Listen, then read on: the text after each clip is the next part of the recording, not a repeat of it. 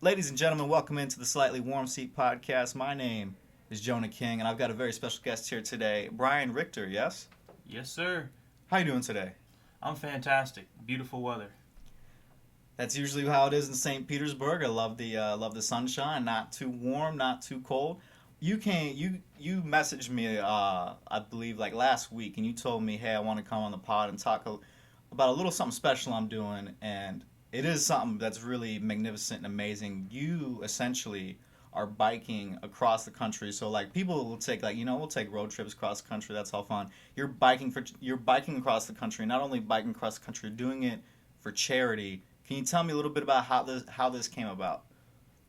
I was a student at USF St. Pete living in the dorms, and then I decided to get a place off campus, and about 4 miles away, and I was thinking I could bike this, and then got better at that over time, and I was like, I want to do this across the country. And then one time, about 6 months ago, I'm running through my Instagram feed, and an ad for the Ulman Cancer Fund 4K for Cancer came up. So I thought it was the best opportunity I have to be able to make this ride happen. So you contacted this charity fund and you told them about your idea, yeah? Yeah. How did they respond to it? What was their correspondence with you on that? Well, they've been doing it. They've had the 4K for Cancer is an organized ride with about 30 people. They've between ages of 18 and 25. They've been doing it for quite a few years now. So I applied for that, and they accepted me in. And then about a month ago, I was told that I got the position for the bike mechanic. So I'll be learning a lot about bikes. But before that, What was the furthest you ever biked before? I've done 200-mile rides before. 200-mile rides. Well, how is that a couple states like, or is that like across a state? Like how far is that? Well, I've gone from here on the Pinellas Trail all the way up to Holiday, which is north of Tampa, and that's 50 miles away, and then rode back. Jesus. Yeah. So, like I'm assuming you have to do a lot of training for that. Yeah. What's your training regimen? I actually kind of start off in even numbers. So first was like the 20-mile ride, the 40, the 60, and then I didn't want to do an 80, so I just wanted to do the 100. And at that point, I was commuting by bicycle everywhere for almost a year, so I had a base level of fitness. So like you almost make it sound easy, because I've biked before, like to places of work and stuff like that. And 4 miles, you say 4 miles, and you think driving time it's a couple minutes. Biking is a whole different story. How long does it take you to bike 4 miles? Now it takes about 11 minutes to get to school. How long was it at the start? 25. See, yeah, like that's something like that's wild. Um, was there like things you had to learn about biking that you didn't know before? Because obviously, it's you pick up and ride a bike and stuff, and it's simple. But to be able to go long distances, it's like running.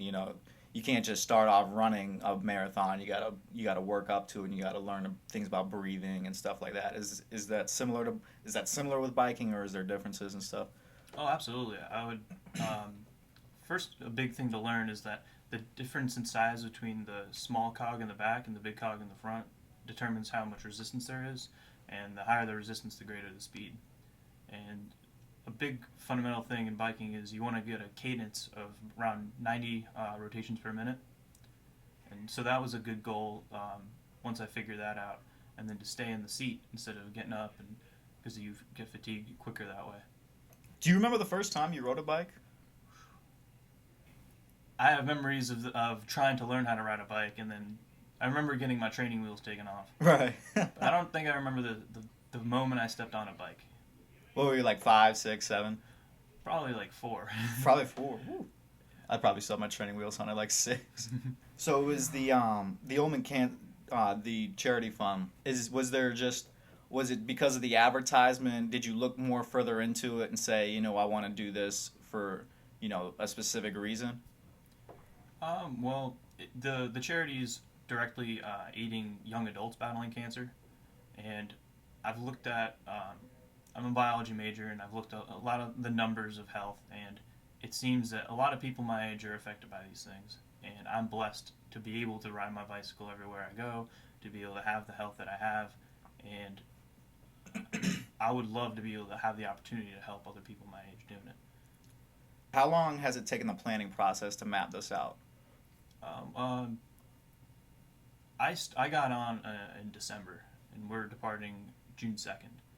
So even now, a few months ago, there was even information about the route that we're taking. Uh, Positions are being offered for leg leader, uh, the host helper, the people that organize where we're going to stay, bike mechanic, and all that. And then there's like training guidelines for people that don't cycle regularly, because most of these people that are riding with don't commute by bicycle or ride too much. So that's the big thing. I don't know how they're doing it. So are you biking with a whole group of people, or are you gonna be like is it? Are you always with a group of people? Are you on your own for stretches? How's that work? Oh, we're gonna be like a pack, about 25 of us. And are you typically riding through like on through highways? Like what does that route look like? So the route originally from Baltimore to Seattle by car could be about 3,200 miles, but we're the 4K for cancer, so we have to make it 4,000 miles. So we're gonna zigzag through a bunch of cities and take no highways and just take small routes, and we're van supported as well. It's almost kind of like a backwoods type of way, the scenic route. Yeah. So is there? I would assume there's opportunities to stop in certain places. Yeah. Oh yeah, we're gonna have 10 days that we're gonna help out with local charities and get some rest. Are you looking forward to any certain spots you just want to kind of almost per se vacation in? I'm looking forward to Seattle, the destination. It's all over. Then one of the guys in the Facebook profile, the Facebook group for the ride, it's like, well, we get back on the 12th. The 13th, there's a 10K we could go run. Let's do it. These people are crazy. Oh yeah. What do you do if there's rain? Like, are you just gonna power through it? Like, it's just, Yep. whoo-wee. Like if things start like someone's bike breaks down, or like if the starts going down, is there like a support like people there to help you out with that? There's a support van that mostly they're just gonna be carrying things for us, um, because spokes, new wheel sets, chains, all this stuff to be carrying around is pretty difficult to be able to execute. So as the bike mechanic, when somebody's bike breaks down, we're all going to be on the side of the road with them, so I can sanction off different tasks. Let's say somebody's wheel, the spokes break, and Right. The spoke can actually puncture one of the tires. So then the spoke's gone, and there needs to be a tire changed. So you could do that at the same time, and hopefully it won't be too inconvenient. But we're riding on road bikes. They're finicky. They have very skinny tires, no suspension. So I'm expecting to do a lot of work on the road. All right, switching gears a little bit here, no pun intended. How did you end up at the University of South Florida, St. Petersburg? I grew up in Bradenton and wanted to go to college close to home. And USF St. Pete is by far the most prestigious option in the Tampa Bay area, my opinion. Yeah, I was about to say the USF people are crying out right now, like, how dare you? But we do believe that. I believe that personally. And we do have a pretty. What are you studying? Biology. And we do have a pretty good biology program, from what I've heard, pretty rigorous. Wouldn't it seem like have you had any trouble with it? A lot of people do. I feel like you wouldn't. Not academically in the biology department per se, but the mathematics department here could use some work. Yeah, I was lucky. I only had to take like one class or two classes and just get out of it, because I'm a mass comm major myself. What do you want to do with your biology degree? After graduation, I'm looking to teach high school biology. A lot of people, when they want to teach or something, they usually high school and biology is like the one thing everyone wants to steer away from. Is there any personal reason you want to do it? Well, originally I had this grandiose dream of going to graduate school right after getting my bachelor's and then trying to get a PhD. But I've read a lot about like the outcomes of early research scientists, and very young ones don't often get jobs. And I'd rather have work experience, pay off student loans as I go, and give back to the community in a way. So is there still a part of you that's like, okay, I'll be able to teach, do something I enjoy, and then maybe worry about becoming a doctor later? Yeah, I'm not looking into going to medical school. I'd like to eventually become like a professor and do research on the side. And what year are you in? I'm a second semester junior. You also told me a little bit about another interesting background you have is that you've been a cook. How'd you get started into cooking? Well, I was 16, junior year of high school. Just coming from Publix, working there for 2 years, and I was looking for a better opportunity where I could grow some skills that I could apply to my life later on. So I thought cooking was a good idea. Got into dishwashing to start out as an entry level position, and then somebody didn't show up for work one day, and they offered me the opportunity to go back in there and cook with them, and did that for about 4 years after that, on and off. Did you know anything like when they threw you in there, or were you like did you know like what ingredients you're putting together and what how long to cook stuff, or did you just like did you get a little bit of help? Like how did that work out? Oh, I had a guy. My first night, I had somebody watching over my shoulder pretty much the entire way. We could try to burn anything, and I don't. The burning came later on. As I got better, they give you more. They trust you a bit more, and then you end up working two stations at once, and then there's so many tickets you can burn some things. So. How long did you feel before you were comfortable as like cooking stuff? I mean, every restaurant I'd get into, the first month I'd be stressed and anxious about how many ingredients do I have? Am I going to make it through the night with all that I got right now? That was always the biggest concern, and lots of nights I didn't. And when in the restaurant business, a lot of the time you can't predict what's going to happen that night because reservations, not too many people make. So Friday, Saturday nights, you pretty much stock all that you can, do as much dicing all the vegetables, getting all your proteins in the right area, so your mise en place is set up and you're ready to go. What is some of your favorite things to cook? Fried rice, absolutely. I love baking, trying to develop a new dessert because I've worked a lot in the line, cooking proteins fresh to order, cooking sides to order. But baking is my it's the terra incognita, where I haven't been before. So trying to exercise that a little bit more. And if you would like to get into cooking, I run an Instagram page called The Simple Cook, where I showcase simple recipes with 10 or fewer ingredients, and could help out a lot. Speaking of some social media plugs, how is there any way people are going to be able to keep up with the bike trip? What's the word I'm looking for? The biking expedition. I can make a great name for it. Any way to keep up with your biking for charity across the country? I guess by getting me on Facebook, you might see some things. I haven't really planned on posting much about it until now. So. Is there is the charity itself going to have anything about it? Do they have a website or something? Or they have a website, but I don't believe that they're... Well, actually, no. There are a few videos that we're going to make across the country, and they have a YouTube page that they've been doing that for previous years and showcasing the catalog. Well, definitely, if you're making some posts about that, doing some photos or videos, send it our way, and we'll make sure to put it up here so that people can see what you're doing. Because, I mean, it's truly amazing, spending that amount of time doing something for such a generous cause. Anything else you want to chat about? I'd like to ask you a question. What's up? What's the most influential book you've ever read? Most influential book I've ever read. What's really sad is I don't read a lot. Actually, I take that back. I read a lot. I don't read books a lot.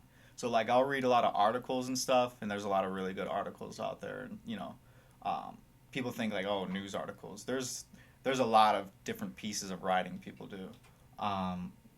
So, like, the last book I read that was really even, like an actual novel, there's this New York Giants football player. He just got cut, actually. Really sad. His name is Victor Cruz, and he wrote this book called Out of the Blue,